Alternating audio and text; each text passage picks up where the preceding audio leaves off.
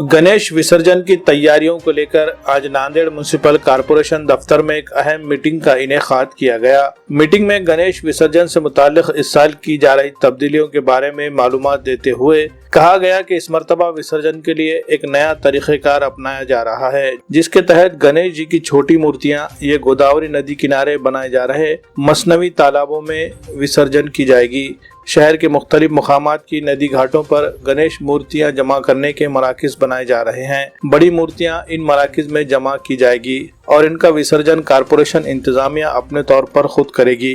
गोदावरी में कहीं पर भी मूर्तियों का विसर्जन नहीं किया जा सकेगा। म्युनिसिपल कॉरपोरेशन के कमिश्नर डॉक्टर सुनील लाहाने ने गणेश भक्तों से ये अपील की है कि वो अपने गणेश मंडलों के साथ जब नदी किनारे पहुंचेंगे तो इन्हें अपनी गणेश मूर्तियां कॉरपोरेशन की जानिब से बनाए गए मराकिज में जमा करनी होंगी, जबकि छोटी मूर्तियों को नदी किनारे बनाए जा रहे मसनवी तालाबों में विसर्जन किया जा सकता है। इस मर्तबा की गई ये तब्दीली से विसर्जन के दौरान भक्तों को किसी भी तरह की परेशानी में मुब्तला होने से बचाने की एक कोशिश है।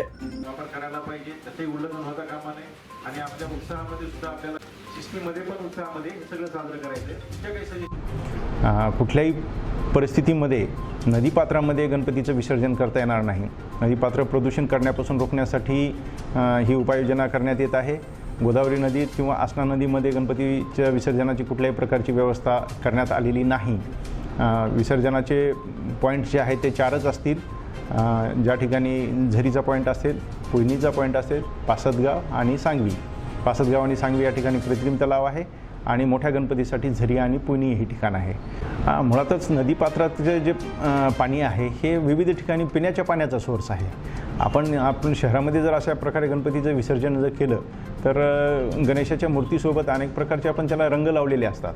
हे सर्व प्लास्टर ऑफ पॅरिसचा वापर असेल, रंग असतील, हे पाण्यामध्ये मिसळून आपल्या नदीच्या पात्राचा जो फ्लो आहे त्याच्यानंतर जे शहर आहेत, गाव आहेत, त्यांच्या पिण्याच्या पाण्याचा स्रोत आपण प्रदूषित करत असतो। त्यामुळे अशा प्रकारे कुठल्याही प्रकारे नदीमध्ये विसर्जन करावायचं नाही।